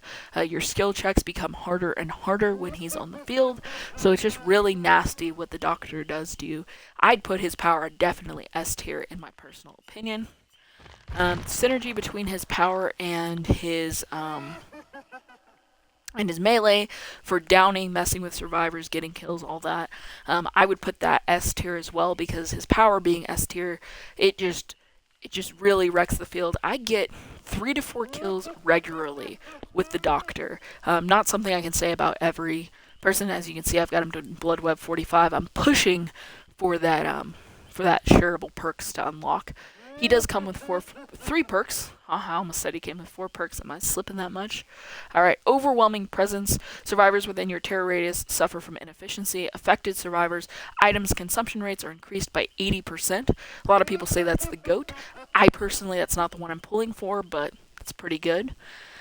Monitor and Abuse. While in a chase, your terror radius is increased by 8 meters, meaning that it's further around. Otherwise, it's decreased by 8, but you lose 3 degrees on your field of view. And it does not stack, so you can't like get out of it. And lastly, Overcharge. This is the perk I'm going for. Overcharging a generator by performing the damage generator action. The next survivor interacting with that generator is faced with a difficult skill check. Failing the skill check results in an additional 3% loss of progress. Succeeding the skill check grants no progress but prevents explosion. After Overcharge is applied to a generator, its regression speed increases from 75% to 200% of normal over the next 30 seconds. So if you've got a gen that's like really close to being done, Overcharge is going to mess that puppy up. And I definitely want that on some of my killers, maybe not all of them, but I would really like that perk. I think his perk combo, I would give it a solid probably A. Slowing it down a little bit, but not too much. So yeah, that's the Doctor in a nutshell. A for blending in, A for perks, S for everything else. I would give the Doctor a solid A tier. I know you guys thought it was gonna go S tier, but if you got two A's, you got two S's. We gotta go one way, and I think that we'll be nice to Daddy Doctor. We'll make him an A. He doesn't need to be S tier. He still gets the kills. Next up on the list, who do we get next? We're getting there. We're getting there. Don't worry, guys. Huntress puts us at halfway, so it's all good. Miss Huntress. Miss Adorable Bunny Rabbit Huntress. Mommy Huntress, if you will. She's got some pretty dark outfits. Like, I've got the dark mask on her. I'm waiting to get her prestige clothing, which you do have to, like, go 50 times, but I think it will be worth it. I think, honestly, Mommy Huntress, very tall. Very broad, very thick lady. No disrespect, Mommy. Please don't hurt me with your hatchet. No, that's not for me. You know I love you. I think that I've done what I can. I've darkened her mask. Her clothes and her hatchet are going to stand out. Not as bad as some people, but decently well. But I think that her height already kind of janked her out. I'd give Mommy Huntress probably a solid B, just because she's very, very tall. Very, very pretty tall lady. Please don't... Mommy, you didn't need to throw another one at me. I'm behaving, I swear. So yeah, I'd give her a B. I think that she is very easy to see. When I played against Huntress, I could find her before she sees me a lot of the times. Doesn't stop her from hitting me with a hatchet, but definitely at least lets me know she's there. Not to mention her giant nationwide lullaby that she's singing definitely clues you into it being Huntress as opposed to another killer. So I kind of gave her a B on account of the lullaby too. Even if you turn off the lullaby or don't use it as one of her perks, she hums the entire time, which very distracting for both me and the survivors. I wish I could at least mute it as killer. Just a thought. I want to hear everything else, but not the singing, ma'am. Please don't hate me. Next up on the palette is her personal power. So now we got to talk about her hatchets that she keeps throwing at me. A skill taught by her mother and mastered in the wild, the Huntress can hurl hatchets with deadly precision. I'm not sure precision would be the word I would use, but definitely deadly. Start the trial with 5 hatchets. Charge throwing for maximum throwing speed. Refill hatchets at lockers. The first time I played her, I didn't know you could refill them, so I gave her like an F. Okay? Because I was like, well, she's got 5 hatchets, and that's sus, and you can't do anything, and it's just bad. But as I played her, I learned that you could refill them, similar to Trickster's Knives. We'll talk about him when he gets here, but same concept. I think that her power, just recently I learned you could put the hatchet away as well. So I would say she's definitely, power-wise, I would give her an A, and here's why not S. In my opinion, if the survivors are really good at dodgy, run, swish, they're not going to get hit by hatches as often as somebody who is running in a straight line. So that kind of dampens her power. So if somebody's played a lot of Huntress or played against a lot of Huntress, I feel like it's kind of like Trapper. They get to know her power. They know when you're going to use it. They know when you're juking them out. They just know what's going on, and it kind of dampens her ability to use her power, which leading into synergy with melee, I would say in a match where people don't know how to avoid the hatches as easily, it's a very good power, but if survivors, again, kind of like the Trapper, they played against him enough that they've got ways to overcome her power, I feel like it's not as good, so again, an A for that as well. It's kind of going to try to match up with her power in general. And then leading to her perks, let's talk perks for just a second. She's got 3 perks. Beast of Prey, gain 30% more blood points for actions in the Hunter category, also granting the undetectable status after gaining Bloodlust Tier 1. If you lose Bloodlust, you lose the undetectableness. Territorial Imperative unlocks potential in aura reading. Survivors' auras are revealed to you for 3 seconds when they enter the basement, and you are more than 32 meters away. Territorial Imperative can only be triggered once every 30 seconds. And lastly, a Hex, which is her lullaby. Survivors receive a 2% regression penalty when missing a skill check while healing or repairing. Each time a survivor is hooked, Huntress Lullabies grows in power. It's affecting healing and repairing skill check warnings 1 to 4 tokens. Time between the skill check warning and sound.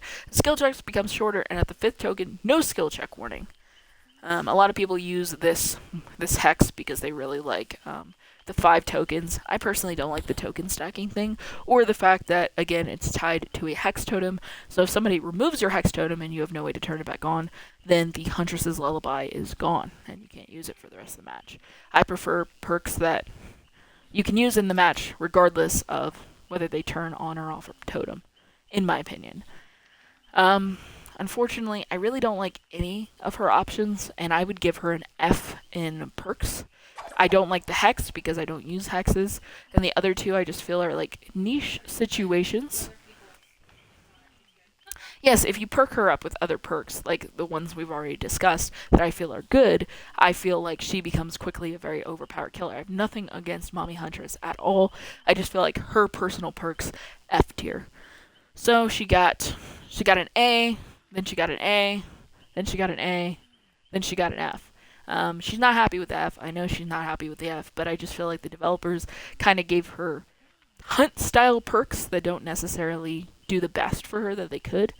And I think that there should have been a perk with her hatchets, just personally, as like the power is about the hatchets. I kind of feel like if the power is specifically one thing, there should be a perk that kind of, what do I want to say, makes that power worse for the survivors or worse to deal with. Maybe something along the lines of her damages. Not, it doesn't have to be specifically about her hatchets, but maybe she does more damage because she knows where to hit. Like something like the Sloppy Butcher perk. I feel like she should have had that, something more related to that, because she is a huntress. She was raised out in the wild. She's very good at hunting game and survivors and all that. So she's a huntress. That's her title. She knows what she's doing. I just feel like a perk like that would have been more suitable. All over, I would give Mommy Huntress an A.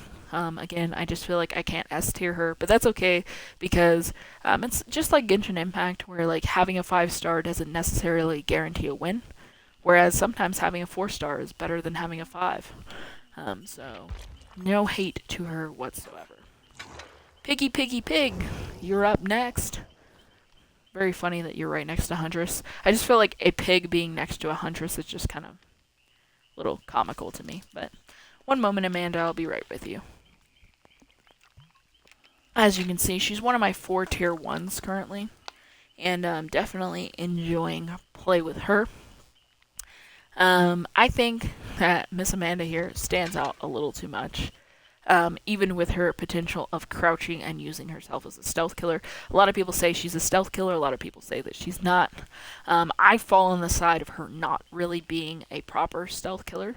She has moments, like I played against Pig and she's got me a few times using stealth, but I personally don't see her. Like Ghostface is a definite stealth killer. Michael is a definite stealth killer. Pig goes in the category of stealth killer, but I don't feel like she shines in that category. I feel like she is, she's kind of like Mommy Huntress. She's like really good, but she needs a little tinkering to make her that tier. I just feel like her basic kit out, basic loadout isn't the T, but there's a lot of things you can do to make her the GOAT, even though she doesn't quite come goated with the sauce right away. So I'm gonna give her standing out. I'm putting her F tier. I think Amanda stands out. She's got giant piggy ears, giant piggy snout. Her default outfit is a bright red coat. She does have a outfit in the store that's purchasable. That's all black. But I think it's like 800 Auric cells, and I'm just not interested in throwing money at that. I'd rather buy killers or survivors than purchase an outfit for one of my killers. She's just gonna have to make the jeans and red coat work. That's what she chose to wear. That's what we're going with. But F tier for her blending in with the environment. Let's take a look at Miss Piggy's power, Miss Amanda's power, however you want to go. Power, not perks. Thank you. Another novel. I'll try to shorten this for you. She's got a special ability and then a special attack. Her special ability is the fact that she can crouch down. The pig moves at a slower speed while crouched. The pig is granted the undetectable status effect while crouched. And then her special attack is called Ambush. Press and hold the attack button while crouched to dash and perform an ambushed attack. Ambush attack is really good. You can chase survivors for a short time with it. The only problem is she does like roar like a lion when she does the attack. So like They kind of know it's coming, but I feel like the fact that they gave her undetectable while crouched, they kind of had to counter that some way. Otherwise, again, like Wraith being completely invisible, it would just be like too overpowered. I feel like her power in general. She starts. Oh, I want to mention the fact that she has Jigsaw's baptism as well. She starts the trial with 4 inactive reverse bear traps so that she can put on people's heads. Reverse bear traps will become active when any generator in the trial is completed. And when reverse bear traps become active, they initiate a countdown timer.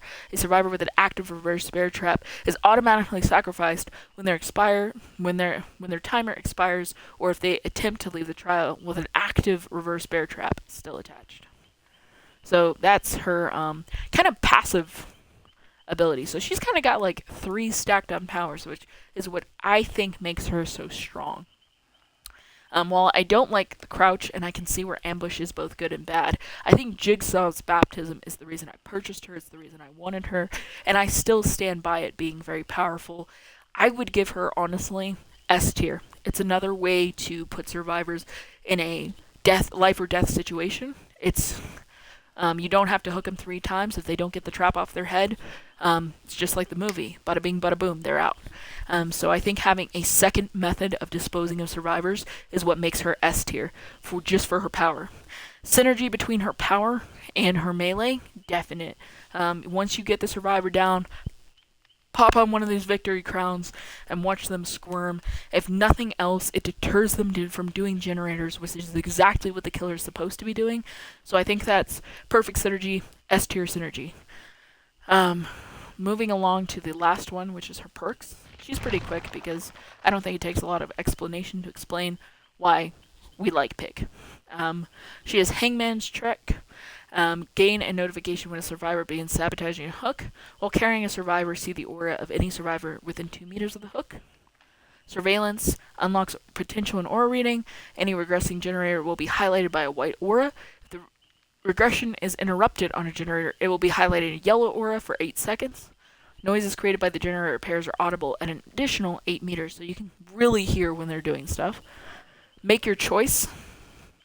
When a survivor rescues another from a hook at least 32 meters away, so pretty far away from you, Make Your Choice causes the survivor to scream and applies the exposed status effect to them for 40 seconds. Make Your Choice has a cooldown of the same 40 seconds. Exposed survivors, as a reminder, will be down by basic attacks even if they are uninjured. Make Your Choice is the weakest of her perks, in my opinion, because it has a cooldown equal to the effect. And they have to be 32 meters away from you, which is a pretty far distance in reality and in the game. Surveillance, very useful. I actually got Surveillance. That was the perk I went after her for. And Hangman's Trick, it has uses, but it's kind of niche. Overall, I would give Pig D tier for her perks. Surveillance kind of pulling it up and out of the F gutter, but I just feel like her perks are not really part of her package. Other people's perks, it's very similar to Mommy Hunter. Other people's perks, very good with her. Her perks, not necessarily the T. Surveillance has a time and place, but not an everyday kit, if that makes sense. So, to kind of summarize, Mommy Amanda, she's got herself an F tier for standing out and a D tier for her perks. Everything else, though, is S tier. I think when you put all that together, unfortunately, she falls a little short of even B for me. She's like a C or a low B, like a B minus. It's just because if you take her at her base kit with her perks, she's not decent. You have to apply a lot of outside things to her. No hate to you, Miss Pig. I love you, Amanda. I will play you forever. You're already tier 1. In fact, I believe you were the first killer I tier 1. So just know that I do not regret the purchase of the Pig. I absolutely love her. I need her. She is life. I think she has a lot of fun things, and the community does a lot of fun things like the Boop the Snoot challenge, which is where they try to use the point at you to boop your snoot. It's absolutely adorable, and I will allow snoot boops and petting as long as survivors are nice. If they're squatting at me, though, like, it's on. Don't disrespect Piggy Pig. Just don't do it. Alright, I think that's enough of Miss Amanda. Let's move on to our next killer. We still have a few more to do. We have a row and then 1, so 5 killers.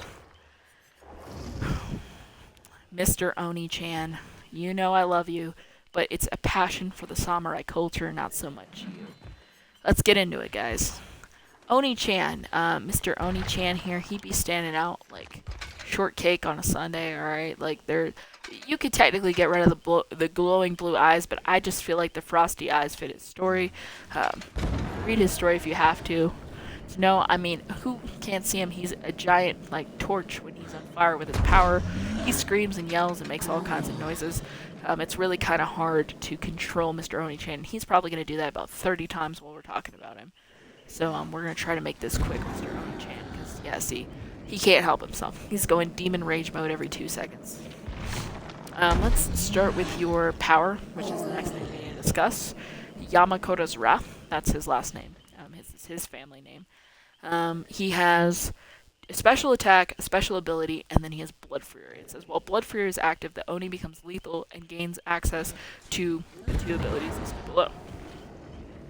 Absorb blood orbs left by your injured foes. Press and hold the power button to absorb them to build up the meteor for Blood Fury. So you absorb the blood, you get Blood Fury, and then you have 2 options while in Blood Fury. You have Demon Dash. This ability allows the Oni to cover large distances at high speed, and then you have Demon Strike. Demon Strike has an extended lunge range, and successful hits immediately put healthy survivors into a dying state. I want to be very clear that when you use Demon Strike, even against a healthy survivor, they do not have to be injured for you to completely down them. It just is what it is. I think his power, I would put it A tier. Here's why. You have to hit them. You know, it's not like another power where, like, not hitting them. Like, the Doctor has the Shockies, and if you hit near them, it's good enough. This one, you have to hit the survivor. It's kind of like the Huntress's Axe.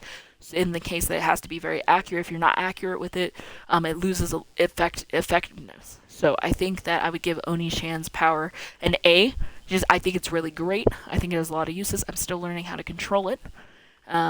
Right now, I regret buying him, but I feel like in the future I could change that decision just by, hopefully when the update comes out to Xbox with the bots, I can learn how to use Oni-chan and make him Oni-daddy instead of just Oni-chan.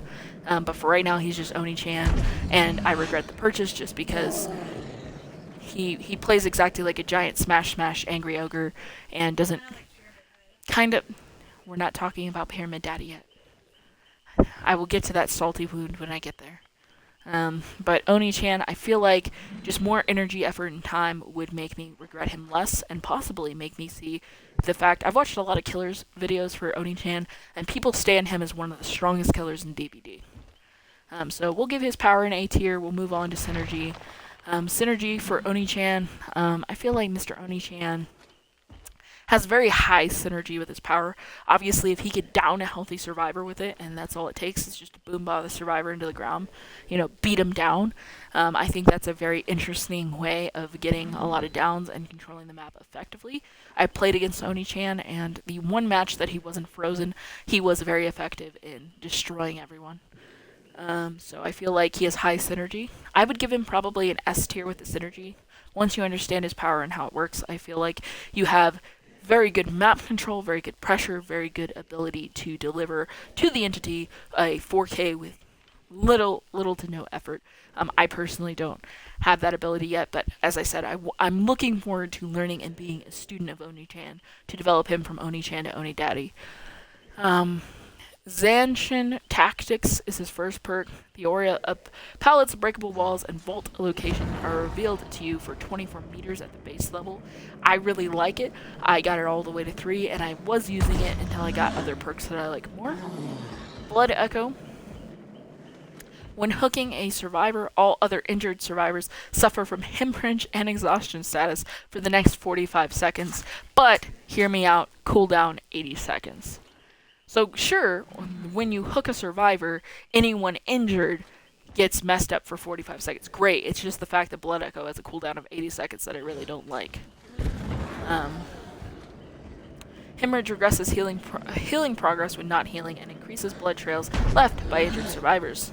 Exhausted prevents survivors from activating exhaustion perks. So I mean, it's a really good perk, it's really good, it's just like the 80-second cooldown kind of kills it. I would like to see them rework Blood Echo and maybe reduce it to a 60-second cooldown. 60 seconds, to me, would be more reasonable than a full 80 seconds. Finally, Nemesis, a survivor who blinds you or stuns you using a pallet or locker, becomes your obsession. Anytime a new survivor becomes the obsession, they are afflicted by the Oblivious status effect for 40 seconds, and their aura is shown to you for 4 seconds. Killer can only be obsessed with one survivor at a time. And Oblivious prevents survivors from hearing or being affected by the killer's terror radius, allowing you to kind of sneak up on them. Oni-chan's progression is going to be to get this Nemesis perk. I want the Nemesis perk for my collection. I think it's a great perk. Would I necessarily purchase him again? Probably not. I'd probably just get it out of the shrine instead. But I feel like now that I have him, I need to learn to use him and make him Oni Daddy just because that's fair. He's had a hard life. He deserves it. Look at him flaming on. Overall, I feel like his perks could be good, but maybe niche. Blood Echo really kind of kills it for me. The other two are pretty decent. I'll give you a C in that category, bud, just to help you out a little bit to average. I'm trying not to be too brutal on any killer. I think that every killer has its upsides, downsides, sideways sides, whatever you want to call it. Thinking about it, it's kind of like you stand out like a rock. Your power is S tier. Your synergy is probably A tier. I think we'll go A and A. So it's like an F followed by a couple of A's, followed by a C. I feel like we have to give Oni-chan B.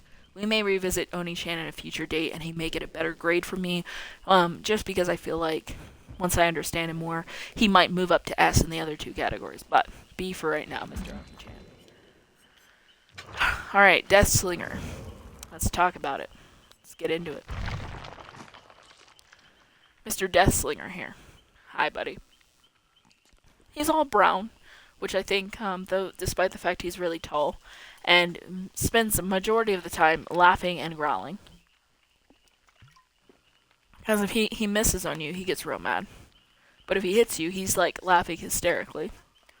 And it's like this nasty, raspy chuckle too. I feel like honestly, he blends in pretty well. I would give him A tier on his blendability right out of the gate. This is his regular setup, so I feel like my man's got an A. Despite the fact he's tall, he blends in pretty well, and I feel like in a dark corner you would not see Deathslinger coming, which would lead right into his power very nicely. Well, let's talk about his power. His power is the Redeemer. The Redeemer is his gun. Press the attack button to shoot a spear that can lodge itself with the survivor, allowing them to be willed towards the Deathslinger against their will. Will basically brings the person to them, and then you can hit them. Successfully hitting a survivor with a basic attack when they are speared and healthy will apply the deep wound status effect, which is great.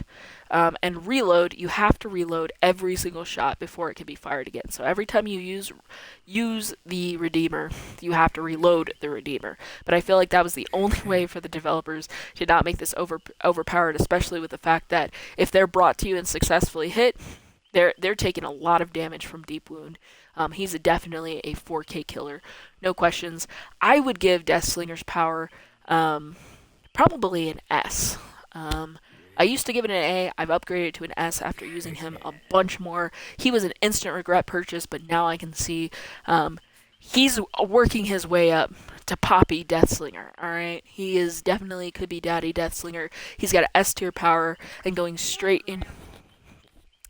Maybe he could be Grandpa Deathslinger. Ancient one. You know, he is from a long ago time, but definitely Deathslinger S tier power. The synergy between his power and getting downs, I feel, would also be S tier, because obviously you affect the deep wound. If you track the person at all after that, it's pretty easy to get him on the hook. So S tier, and then finally, let's talk about his perks. Here's another one where we're very quickly the perks.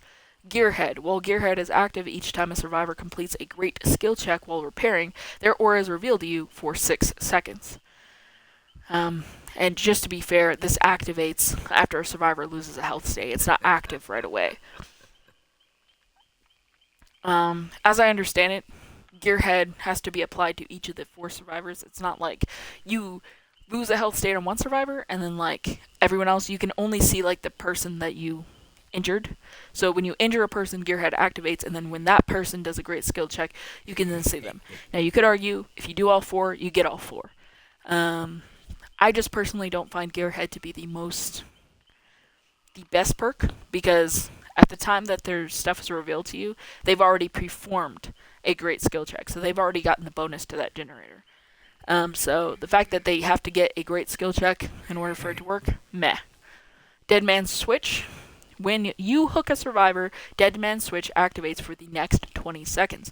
While activated, any survivor that stops repairing a generator before it's fully repaired causes the entity to block the generator until Dead Man's Switch effect ends. This is the perk I'm going after. I think it's very, very, very nice, and it will show all of those generators affected in a white aura to let you know that these generators are currently closed, so there's nothing going on. It's literally like anytime you hook a survivor and then people jump off, the entity takes that generator, which is a very common thing because survivors are going to let go of the generator to come get someone. And it's like a constant, annoyance to the survivors, in my opinion. Really like that one. Next, we got a Hex. I don't know why my man has a Hex. He's not like a witch or anything, but any survivor interacting with a Dull or Hex totem will suffer from the Oblivious status for 35 seconds. If any Hex totem is removed, including this one, the auras of all survivors are revealed for 15 seconds. Not a fan of Hexes. I don't like his first or last perk, but I do like Dead Man's Switch, and I am going to prestige him just for that perk. I would have to give you a D here, Mr. Deathslinger. I know that, some people are going to hate it, but I don't use Hexes, so that's out for me. I don't like his first perk, that's out for me. So only one of 3 perks, I got to give you a D. You are only not getting an F because of Dead Man's Switch, so there's that. But you went A, S, S, D, so that's not too bad. I feel like all balanced, you would be a B killer, so that's not too bad, Mr. Deathslinger. I'm still going to call you Grandpop. Alright, Grandpop Deathslinger of the Deathslinger category. I mean, death is in his name. He's pretty good. Would recommend. If you like Call of Duty, he's definitely the one for you. I'm coming back to you. We're going to skip you for now. Alright, we're going into Daddy Trickster. We're going to do our 2 daddies, and then we'll come back to you, sir. I can't do you right now. You got to go last. Daddy Trickster gets an F right away out the door. I mean, his hair is bright purple, his pants are pink, and his jacket is yellow. The dude, you can see him from 17 miles away. A blind person could see this man. That's like how poorly he stands out. Doesn't matter what map. I don't care what map we're talking about. Even in the cornfield, you can see this man coming from 30 feet away. All right? The whole map. The minute I spawn in, Daddy Trickster is there and he's available. Not to mention he has a hyena laugh, which I think is adorable and cute. But the man laughs so loudly, you can hear him, you can see him. He is F tier visible, bro. You're not hiding with the Trickster. But, I mean, that's not really... Even if I took the clothes, I feel like he would still find a way, alright? Because none of his clothes really hide him. Well, he's a showstopper. He's not meant to be hidden. But my point is, even, my man just stands out. You can do a lot to make him not stand out, but how he is right now, he's on fire. Okay, he might as well set himself on fire, because everybody can see him. That would be a cool trick, by the way. Remember that, Daddy. Set yourself on fire. That would be cute. Alright, so, moving on from his appearance to his power. Let's talk about his power. He has a power that I can't even read the top of, because it goes off the screen. It just says, power. A mesmerizing, skilled, honored through a lifetime of practice. Apparently it's called Wound Hack. Unleashes a flurry of knives with rapid fire. I'm sorry, I couldn't read it at the top. He has Showstopper, which start the trial with 44 blades. 44 blades exactly. You can perk them up or perk them down. Press and hold the power button to wind up into a throw state. You have a laceration meter. Survivor's laceration meter increases each time they're hit by a blade. Once the meter is filled, they will lose a health state, either becoming injured or down, depending on where they were. And then that leads into a special ability of main event. I'm just kind of summarizing. Again, this is a lot of reading. I'm summarizing it for you, what I think is important. Each blade hit fills the event meter. Once full, main event can be activated by using the ability button. In this mode, the Trickster automatically throws unlimited blades for the duration of main event. His throw rate is significantly increased, and the movement speed does not decrease after each throw. The main event can be cancelled by pressing the ability button again. Doing so reverts it and starts its cooldown. So that's his power. Right off the bat, I would like to say it's kind of like Huntress's power of throwing axes almost exactly. If you don't hit the survivor, it's a useless power. If you do hit the survivor, but do not hit them repeatedly, it's a useless power. If you hit the survivor and hit them repeatedly, it's a useful power. With that said, I'm giving him an F. I know, Daddy, you've gotten 2 Fs so far. You stand out, and your power can be trash. But he has a lot of other things that I think are great about him. His synergy is not affected by his F rating. Let me get to that. So typically, when I rate a killer, their synergy with their power and their melee matches their power rating. I've given his power an F because I feel like his power is an F. I feel like there's just too many ways that the coin can flip. It can be really good, or there's like 17 ways it can be awful. With that said, I feel like his synergy between his power being really good and on point gives it a slightly higher score. I would give him a C score with how the synergy goes. And the reason for this is if you can handle the multiple hits and you get that loss of injury or a down, it's great for him. It's amazing. It's a ranged attack that he can use, similar to the Huntress. The only difference between Mr. Daddy Trickster and Mommy Huntress is that Mommy Huntress's axe, upon hit, does its job. She doesn't have to throw, 5 hatchets to make the hatchet work. The hatchet just works. Daddy Trickster over here has to throw a few extra blades in order to get the same effect that Mommy Huntress has. So that's kind of my reasoning behind giving him a very poor score for his power, and yet he has a better synergy. If he's landing his blades, it's great. If he's not landing his blades, it's utter poo-poo. Okay? And then that moves us along to his mini perks. Let's close out with his perks. Starstruck. While carrying a survivor, any other survivors within your terror radius suffer from exposed status effect. So when you got somebody on your shoulder, people within your terror radius, we know where they are. And they can take exposed survivors will be down by basic attacks even if uninjured. So if you have this on, you got somebody on your shoulder, and they're like right there, bada bing, bada boom, no problem.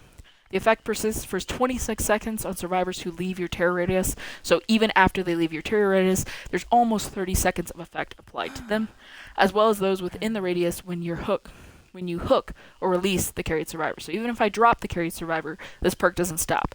Starstruck has a cooldown of 60 seconds once the survivor is no longer carried. I feel like that's a fair timer. And I feel like Starstruck is a very decent perk, and I want Starstruck for other situations. Next up, we have Hex Crowd Control.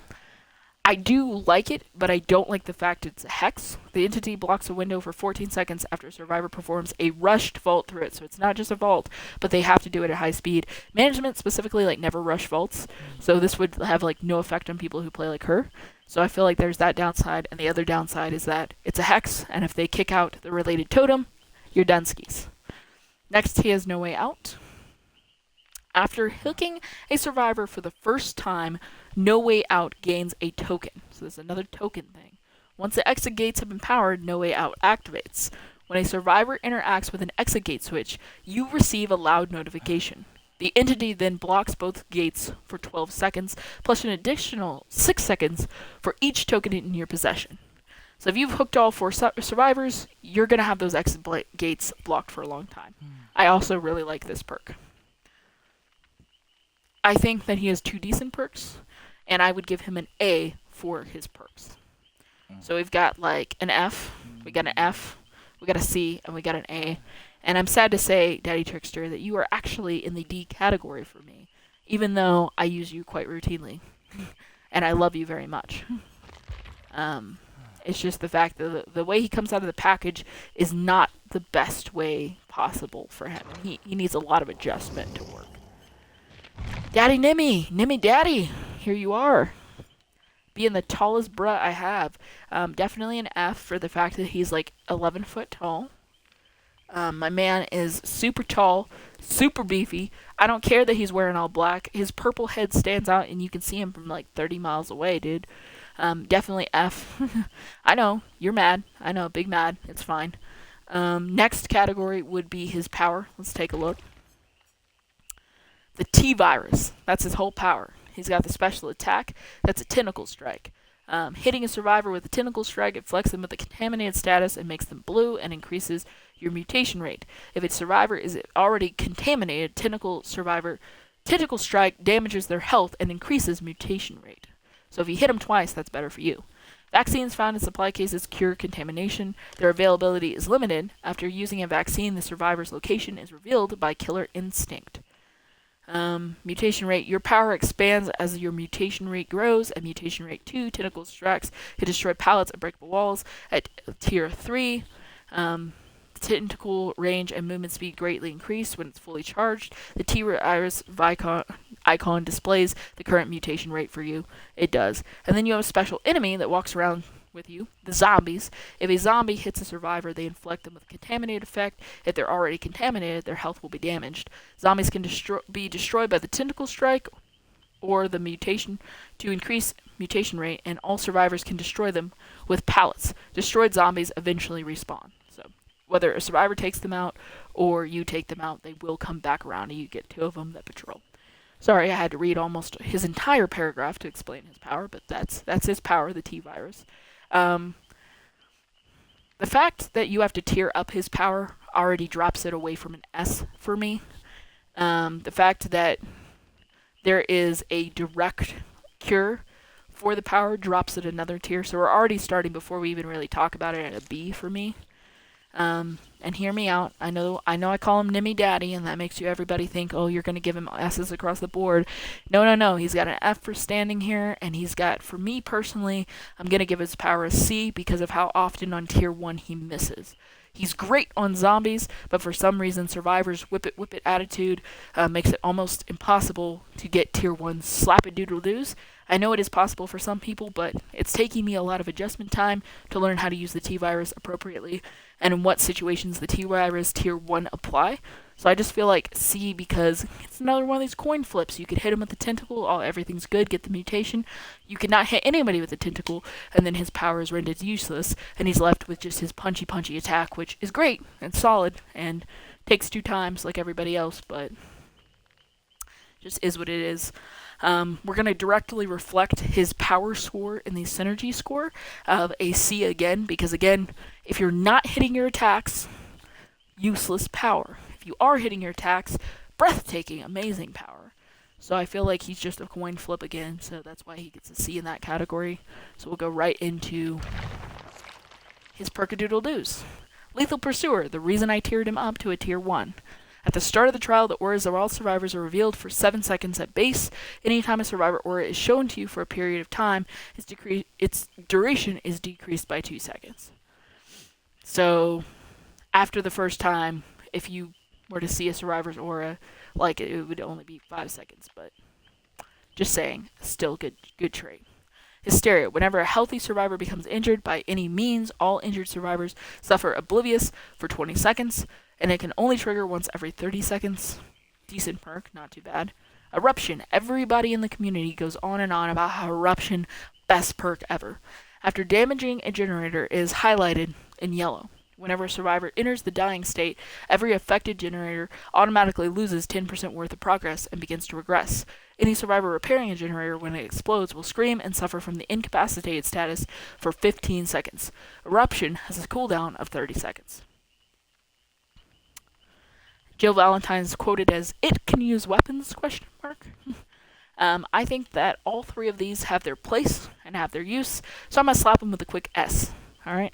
It's the only S you're getting, buddy. So, Nimmy Daddy, please be happy with your S tier perks. I think that they're all useful in different ways. I think Eruption, Hysteria, and Lethal Pursuer can all be paired in different combinations with different other perks to make any killer an S-tier killer, and in fact, I'm running currently Lethal Pursuer on all. So everybody's got Lightborn and Lethal Pursuer. You can't hit them with a flashlight, and at the start of the trial, I know where they are for 7 seconds. Making my killers a little more OP than the regular out of the pocket. Nimmy Daddy has an F, followed by 2 C's, followed by an S. I would give Nimmy Daddy a solid C tier on the all-around. Lastly, we have to come back to my 13th and final killer. Pyramid Head Daddy. Or Pyramid Daddy. His name is technically the Executioner, but if you are familiar with Silent Hill, his name is Pyramid Head. He's got his perks, and they've ranked him as a very hard killer, and I don't disagree. His melee attacks falls shorter than what you would expect of it, and his power is interesting and falls short as well. Let's take a look. Rites of Judgment. Hold the power button to activate, then move in any direction to carve a trail in the ground. That's step 1 with him. He has multiple steps. Survivors who walk or run on the trail will trigger Killer Instinct and will be affected with Torment. Survivors affected by Torment may be sent to the Cage of Atonement while they are in a dying state. That's 2. Punishment of the Damned. Press the attack button while Rites of Judgment is active to perform the Punishment of Damned. This unleashed a wave of force, damaging any survivor in its path. Pretty good. Cage of Atonement. Press the active button while standing over a dying survivor suffering from torment, just into the Cage of Atonement. Cage of Atonement can be saved, but it's similar to a hook. During the second stage of the summoning ritual, they'll be forced to complete skill checks to hold off the entity, similar to a hook, so it's basically his personal hook status. Being rescued or rescuing another survivor from a Cage of Torment will remove the torment effect. And final, he has Final Judgment. Press the ability when standing over a dying survivor from Torment who has already received a struggle phase in the hook or cage to execute them. So he has multiple steps of nasty things he can do, which is the reason I bought him this shop. However, after using his powers for weeks at this point, I feel like he's hyped up way more than he should be, and I'm giving his power a solid D. I think there are times where his power is very applicable, but survivors who can avoid you or not take any damage from you, renders his power just melee. And his melee is way shorter than it should be, seeing as he has like a 12-foot sword. And the 12-foot sword does not reach 12 feet, even though he swings the entire sword. It reaches, in my opinion, less far than somebody carrying like a crowbar or a knife. It's just not right. It's not the sauce, it's not the goat, it's a D tier. His synergy of his powers and his melee should be an S tier, but in my opinion, they're an F tier, as his powers don't really synergize unless you get them. You gotta hit everything with perfection and with grace, and this is the only killer I've regretted purchasing and will always regret purchasing. I thought he was amazing, and now I see that he is simply not goated with the sauce at all. He has the sauce, but he has refused to apply it to himself, in my opinion. Lastly, let's take a look at his perks and close out this segment of the stream. As it's almost been 2 hours of me talking, we're probably not going to play any more matches. I'm sorry it took so long, but I felt like my opinions about my killers should be known. I can do survivors at another time. His skills to pay the bills are Forced Penance, status who take a protection hit or inflicted with the broken status for 60 seconds. I definitely want that for other survivors because broken prevents a survivor from being healed, and not being able to be healed for a whole minute, super Saiyan. That would be something I would add to every single one of my killers with Lightborn, with Lethal Pursuer, to make them that much edgier. Trails of Torment. After damaging a generator, you become undetectable until the generator stops regressing or a survivor is injured, or putting them into a dying state by any means. During this time, the generator's yellow aura is shown and revealed to the survivors. All great until you read the next line where it says, they could only trigger once every 80 seconds. That is a minute 20. That is a very long time for this perk to be out of use. And lastly, we have Deathbound. When a survivor heals another survivor for 1 health state 32 meters away from the killer, the survivor performing the healing action will scream, revealing their position for 60 seconds. During that time, the survivor will suffer from Oblivious when further from 16 meters away from the healed survivor. So they have to be like away from the healed survivor and away from you. I think that is like the most trash perk. I swear. Deathbound, to me, I can't even give it an F. Like, I wish there was a score worse than F. Trails of Torment, don't like the 80-second cooldown. The only one that I'm interested in, Forced Penance. Forced Penance is like an S, seeing as we have an F tier perk right next to an S tier perk. The double F tier perks right next to it are dragging this bad boy down to a C. In all reality, I'm sorry to do this to you. I love you, Pyramid Head Daddy. You have a special place in my heart because of Silent Hill, but I do regret purchasing you. And for that and many other reasons that I've stated, you are my only, like, F tier killer. I'm sorry. I'll keep you. You're my executioner. I will prestige you, but you'll never go further than the first prestige stage. I'm so sorry to do that to you. But I'll continue to use you. Don't worry. You're not going anywhere. Alright, guys. Thank you for listening to me babble for, goodness, almost 2 hours. 6 minutes to 2 hours. Thank you so much. I really appreciate you guys hanging out with me. I hope that you've heard my opinions on my killers, my personal 13 killers. And whether you agree with me or disagree with me, can see that, from my perspective at least, my points are valid. Thank you for letting me talk to you today. I'm sorry we only did one match. I didn't think it would take 2 hours to run everybody down, but it did. So, this has been awesome. I really appreciate your time, energy, and effort. Stay safe, crafters. Keep on crafting. KittyCraft out.